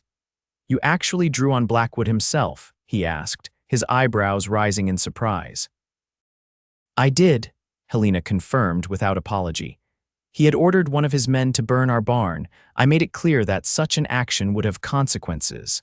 A flicker of admiration crossed the marshal's weathered features. Not many would have the courage to face down Blackwood and his gang, madam. Especially not a lady from the East. My wife is not an ordinary lady, Marshal, Samuel said, his hand coming to rest on Helena's back in a gesture of pride and support. So I gather, the marshal replied with a slight smile. Well, I can tell you that your testimony, along with that of several other ranchers, has given us enough to bring charges against Blackwood. We're waiting on a judge's warrant, which should arrive within the week. What charges? Samuel asked. Conspiracy, intimidation, assault, arson, and possibly murder, depending on what we can prove regarding the death of a hand on the Winston place last spring. the marshal replied grimly. Enough to put him away for a very long time if we can make it stick. And in the meantime, Helena asked. Blackwood remains free to continue his campaign against us and others who refuse to sell. I'm assigning deputies to patrol the area, Marshal Daniels assured her, and I'd advise you to maintain your own vigilance. Blackwood may become more desperate as he sees the noose tightening. The warning proved prophetic. 3 nights later, Helena was awakened by the sound of gunfire, distant at first, then closer. Samuel was already out of bed, pulling on clothes and reaching for his rifle. "Stay here," he ordered, his voice taut with urgency. "Keep your revolver ready." But Helena was already dressing, reaching for the loaded revolver she kept in the bedside drawer. "I'm coming with you." "Helena, please, we face things together, Samuel," she reminded him, her voice steady despite the fear tightening her throat. "Always." There was no time to argue. More shots rang out, and they could hear shouting from the direction of the bunkhouse. Samuel nodded tersely, and they hurried downstairs and out onto the porch, where they found Sela's and Mrs. Holly's already positioned, weapons ready. "Riders from the east," Sela's reported tersely. "At least a dozen. They hit the east pasture fence first, then started firing toward the bunkhouse when the boys responded." "Blackwood," Samuel said grimly. "He must have heard about the pending warrant. This is his last attempt to force us out or worse." "The men?" Helena asked, concern for the ranch hands foremost in her mind. "Holding their own," Sela's replied. "Duncan has them well positioned around the bunkhouse and barn." A volley of shots from the darkness was answered by steady fire from the ranch buildings. Helena could make out shadowy figures moving in the distance, riders circling just beyond clear rifle range, occasionally darting closer to fire before retreating. "They're trying to draw us out," Samuel observed, "or separate us so they can pick us off individually." "We need to stay together," Helena agreed, "and hold our position until daylight. They won't want to be caught in the open once the sun rises." Her assessment proved correct. The attackers maintained their harassment through the night, shooting from a distance, occasionally charging closer, only to retreat when met with determined fire from the ranch defenders. No one was hit on either side, but the psychological toll of the prolonged assault was considerable. As the first gray light of dawn appeared on the eastern horizon, the attackers seemed to withdraw, the sound of hoofbeats fading into the distance. But Samuel was not ready to declare the danger past. "It could be a trick," he warned. "Everyone stay alert." Helena, who had remained steady throughout the night, finally felt the strain catching up with her. She leaned against the porch post, one hand unconsciously moving to her stomach where their child grew, protected thus far from the violence that had surrounded them. "Are you all right?" Samuel asked quietly, coming to stand beside her. "Just tired," she assured him, "and worried for our people." A rider appeared on the road from town, a single figure approaching at a gallop. Samuel raised his rifle, then lowered it as he recognized the rider. "It's Tommy," he said with relief. The young man had been sent to town the previous day with a message for the blacksmith, and had not returned before the attack began. Tommy reined his horse to a skidding stop in the yard, his young face alight with excitement despite his obvious exhaustion. "Mr. Vaughn, they got him." "They got Blackwood. What are you talking about, boy?" Samuel demanded. "Slow down and explain." Tommy gulped air, trying to control his breathing. "Marshal Daniels and his men. They arrested Blackwood last night at his ranch. I was in town when they brought him in. Sheriff Cooper sent me to tell you right away." Helena felt a wave of relief so profound her knees nearly buckled. "Then who attacked us tonight?" she asked. "Must have been his men," Samuel reasoned. "Acting on his orders, or perhaps trying to help him by eliminating witnesses against him." "Sheriff Cooper's forming a posse to round them up," Tommy added. "Should be here soon. He told me to tell you to sit tight and stay alert." True to Tommy's word, Sheriff Cooper arrived an hour later with a dozen armed men, a mixture of deputies, marshals, and volunteers from town. They tracked the attackers' trail east, eventually capturing 4 of Blackwood's men who had taken refuge in an abandoned line shack. The others had scattered but would be pursued in the coming days. "Blackwood's finished," Cooper told them when he returned to the ranch that afternoon. One of his men turned state's evidence in exchange for leniency. He's provided details of all of Blackwood's operations, including 2 murders we hadn't even connected to him. Will the charges stand? Samuel asked, his arm around Helena's shoulders as they stood in the yard, the autumn sun warm on their faces despite the chill in the air. No doubt about it, Cooper assured them. The territorial judge is known for his harsh sentencing when it comes to men who use violence to take what isn't theirs. Blackwood will spend the rest of his life behind bars. That evening, after the excitement had died down and the ranch had returned to something approaching normal, Samuel and Helena sat together on the porch swing, a blanket draped over their laps against the autumn chill. The stars were emerging one by one in the darkening sky, and a profound peace seemed to have settled over the land. "It's over," Helena said softly, leaning her head against Samuel's shoulder. "Truly over." "Thanks in no small part to you," Samuel replied, his arm tightening around her.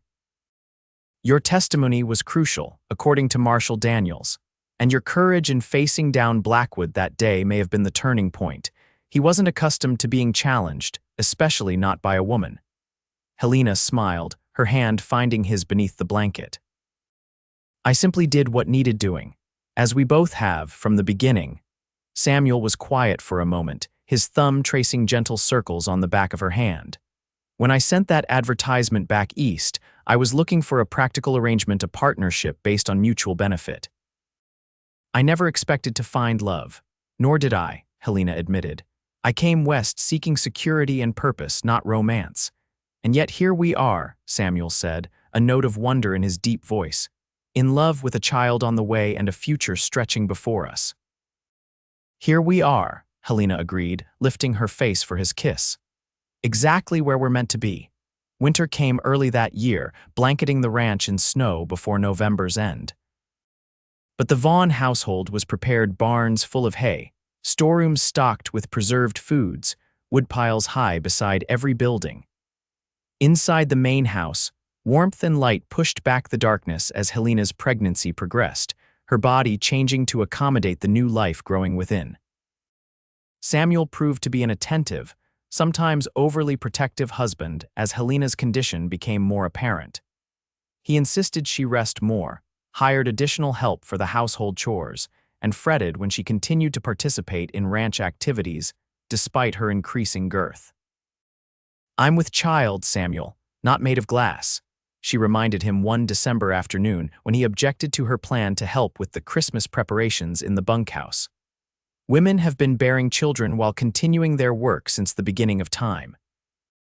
"Not my wife, not with my child," he replied stubbornly, though his expression softened as Helena raised an eyebrow at his tone. "At least let me come with you, the steps might be icy." Helena relented, accepting his arm as they walked to the bunkhouse where Mrs. Hollies was already organizing the men in decorating for the holiday.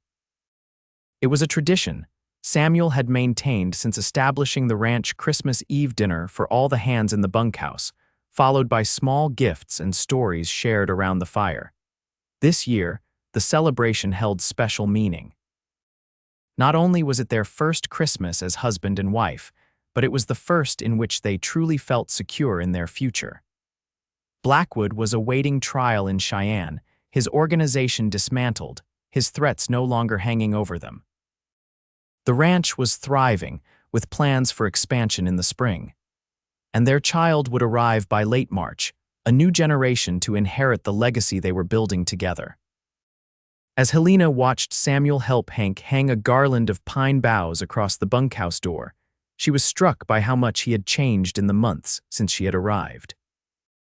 The stern, reserved man who had greeted her that first day had gradually given way to someone more open, more willing to show affection and joy. He smiled more often now, laughed more freely, and spoke more readily of his feelings. And she had changed too, she realized.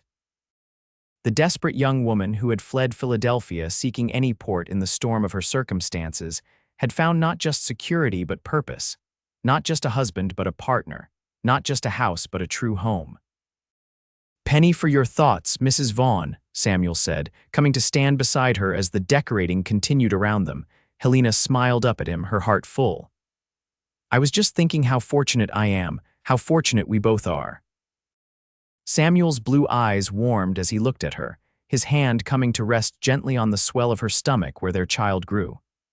Fortune had little to do with it, I think. Courage, determination, and perhaps a touch of destiny, those brought us together. Then I am grateful for all three, Helena replied, covering his hand with her own, and for the fire that warms your heart. Samuel smiled the full, unguarded smile that had once been so rare but now graced his features more frequently. As am I, Helena, as am I. On a bright March morning, with snow still blanketing the hills but the first hints of spring in the air, Helena Vaughn gave birth to a daughter, Catherine Elizabeth Vaughn, named for both their mothers.